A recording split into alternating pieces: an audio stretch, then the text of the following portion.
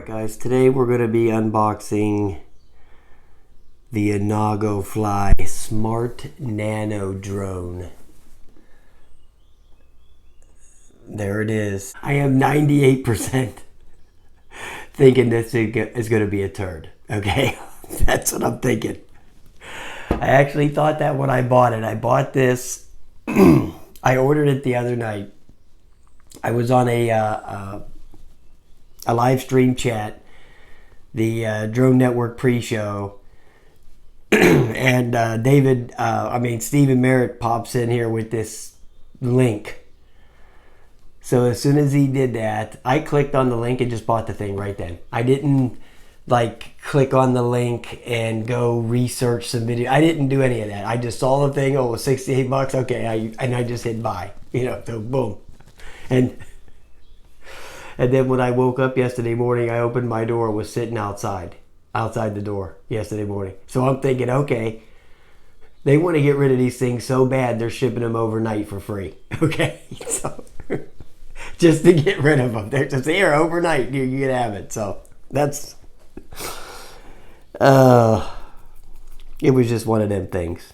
But I'll put Steven's link in the description below, and Drone Network, I'll put their link down in there too. So, but I have since watched some videos since I ordered it. I went and watched a couple videos. Usually I don't do that before I review something. I don't usually watch other drone reviewers' videos. Basically, I never watch them. I never watch Quadcopter 101. I never watch, the Sailors or any of those people. I watch Dustin. I watch his videos. And, my close personal friends, that are reviewers, the guys I've known all for the whole time I've been doing this, I watch their videos too. But I usually never try and watch a video of something that I'm going to buy before I review it. Because I think it can possibly cloud your judgment on it, so that's why I don't do it. But I did with this. I went and checked out a couple videos. I never found one good review on this thing. This thing has more bad reviews than I got bad socks. Okay, so let's open it up. It's got a nice box. Can I fly the box? If I throw the box off the balcony. The box is real nice. And this was one of those Kickstarter deals, and the company went belly up, so there's going to be no customer support or any of that involved in that.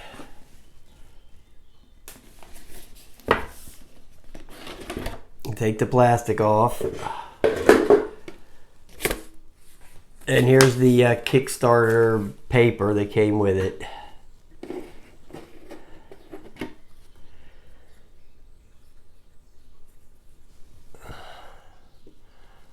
There's the quadcopter.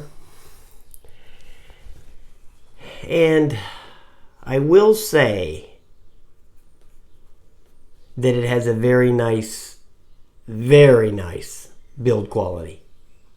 Okay, so that surprises me right off the bat. And it has some real nice brushless motors on here that I didn't even know it had. When I clicked on Steven's link, I didn't even know this thing had brushless motors. Okay, so, but it does. You can see them right here. I'll see if I can get an angle for you to see it.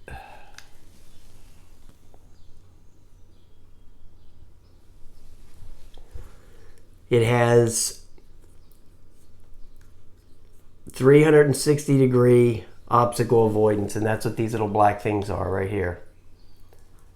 Those are the sensors, and they go all the way around. There's two on each side. Right there. There's the camera. It's 15 megapixels.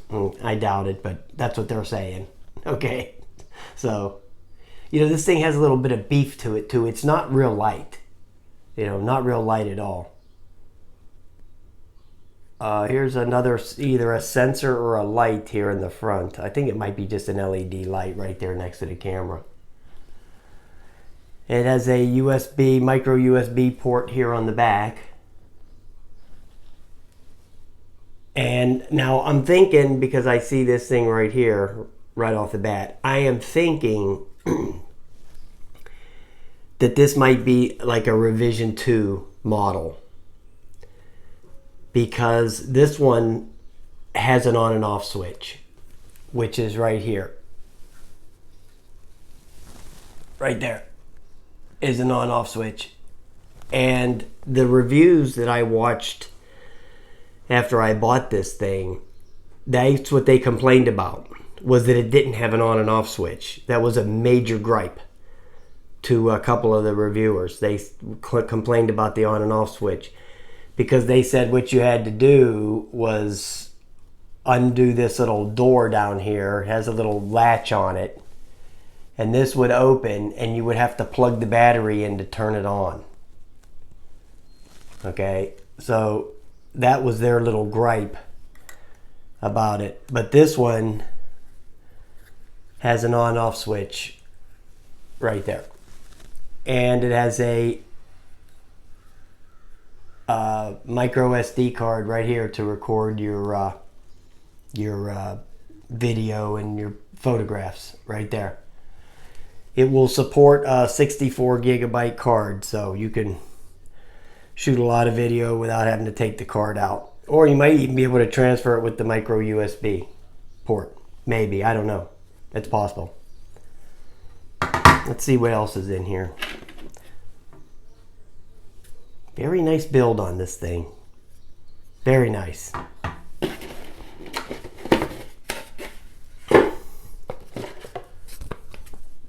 The manual just says quick start guide. It says version 1.3, so it's not version 1.0. Maybe the 1.0 was the one that didn't have the on and off switch. Or maybe those guys that did the review on theirs didn't notice the on off switch there. I mean, that's possible too, because I've done stuff like that. Okay, let me run you off a couple of specs here. It weighs 135 grams. The ascent speed is 5 meters a second. The descent speed is 3 meters a second. The maximum speed is 15 kilometers an hour. It has a ceiling of 30 meters, so it will only go up 90 feet. That's as high as it'll go, which is 3 times what the Tello will do. Okay, the Tello only goes up 30 or 10 meters. It says the flight time is 12 minutes, so you know that means probably 9. Oh, auto takeoff, auto land, follow me, tilt mode, which is where you tilt the phone and it, you know, goes this way and that way. I never, excuse me, I never had any luck flying quads like that. I never had any luck flying quads with any phone, to be honest with you. But that tilting, I always had problems with it. It's got 3-inch propellers, and it says 15 megapixel. It's 2.4 gigahertz, and the maximum communication distance is 80 meters. So that's 240 feet. So that would be about 100 feet less than the Breeze. The Breeze has like 340 feet, something like that, on its distance before it runs out and comes back home, which is what it's supposed to do, but that doesn't work for everybody for some reason. It has a little code in there for you to get the app. I just typed in ONAGO in the app store. I didn't even scan the QR code. And then it has the layout for the buttons right there. You know, easy stuff, easy stuff. And it just tells you how to connect and the Wi-Fi password, which is 1234567 Let's take a look at the rest of the stuff. Here is this is the charging cable here. There's the charging cable. Okay, there's nothing in the bottom. I was hoping there was going to be a big fat $100 bill on there, but I was disappointed. Here's the charger, which is very nice. It's very... And the build quality on this thing is really nice. I mean, this feels Apple-ish, you know. This really feels nice. Wow. Really surprised, man. Believe me, really surprised. And the packaging is real nice, too. Here's the power cord that plugs into here.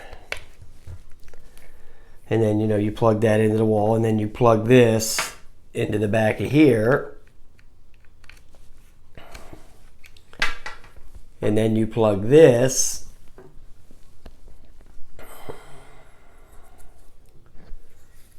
into the quadcopter, and it's in the bottom. The charge port's down there at the bottom. Right there. So you would plug that in there like that, and you see the lights will come on. So it's got 3/4 of a charge in there. So that's cool. Oh, these tweezers. I know what they're for. And they're not for pulling off the props or anything like that. What these were for was in the older model that didn't have the on and off switch.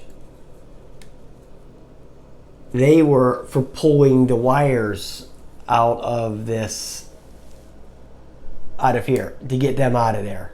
Because the one reviewer claimed that it was very difficult to get them out of there. To plug it in to turn it on. He said it was a real pain to get them out of there. So he threw this pair of tweezers in there for you to pull them out of there. So I thought that was kind of weird. For this one, you don't need them.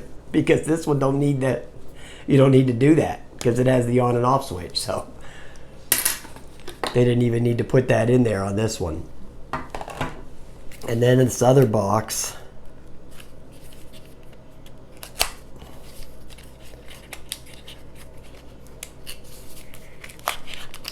whoa, it's packed. Okay, it has 2 sets of spare props. And that's about is a rare. I don't think I've ever seen 2 spare sets of props on any quadcopter I ever bought. I love the ones that only give you the 2 extra ones. Like the Solo. I think the Solo only gave me 2 extra props. Just enough for 1 crash. You know, they could have give you a whole set. So they give you 2 crashes. You know, at least you could have 2 crashes, but when you get the Solo, you only get 2 extras, so you're only allowed to crash once. Then you're cut off. You're cut off from crashing after that. All right. Damn, what did I do with my phone? All right, guys. I'll cut the video. I got to go grab my phone so we can start it up in here. You turn on the quadcopter with the switch.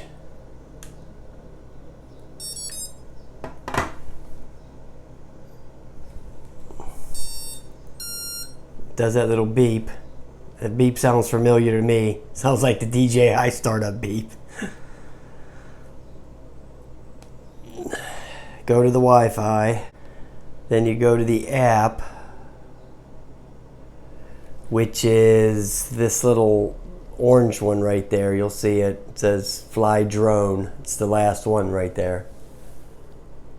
Right there.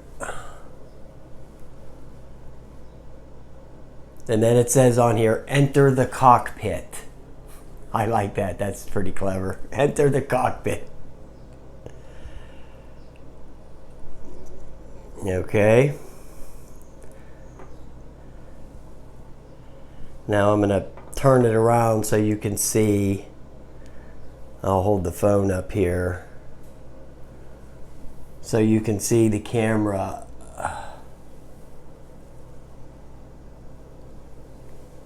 There's my McDonald's breakfast.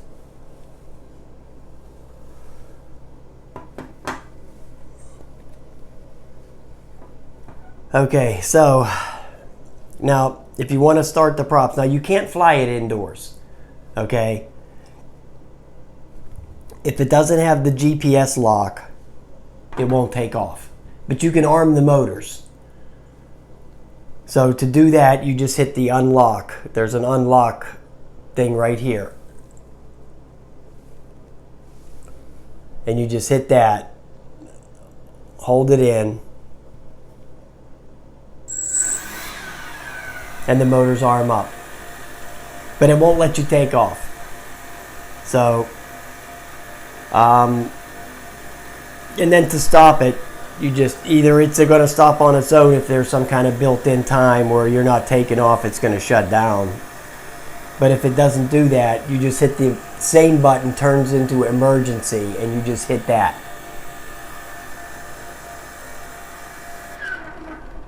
And that stops the motors. So, and then it has, you know, your options in here. You hit the little options tab right there. And it has your standard stuff in there. The movie resolution, the live view size.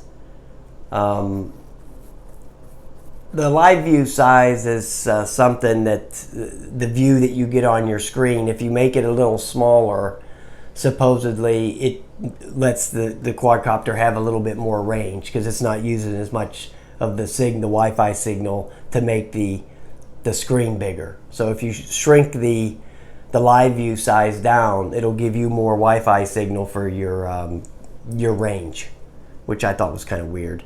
Then it has, you know, loop recording, movie stamp, white balance, ISO. You can change your SSID, you can change the name of it and change the password, and it has your control mode. For this one, you want to use mode 3 if you're used to US quadcopters. So you would go to mode 3 on this. And then it just says over here your movie and photograph type deal. You know, little same thing as like the DJI stuff. You know, there's that little slider toggle there. So you would just slide it in between them. I mean, I wish they would have it to where you could fly it in the house, but they don't. So there's nothing you can do about it unless there's some kind of workaround that you can bypass the GPS. I'm sure somebody might fart around with it, but it will not take off. The buttons are completely, they don't do anything unless you're outside. So that's not happening right now because I have stuff to do. But I am going to try to get out this afternoon. Well, I'm not going to try. I am doing it. Okay. Come hell or high water. I'm going to get out this afternoon, take it up for a little bit, and post the video of what the video looks like. So, I mean, the video in here, even if I was to shoot some video walking around with it, you know, it's not going to give you a really good representation of the video quality because it's indoor with all this fluorescent lighting and all this crap. It's not going to be any natural lighting with, you know, greens and browns and stuff like that you get outside. The video inside here would be really not a good representation of the real quality of the video. That's just the way I see it. All right, guys, let me get this bugger outside and get it up in the air and see what happens. God only knows. All right, have a nice day.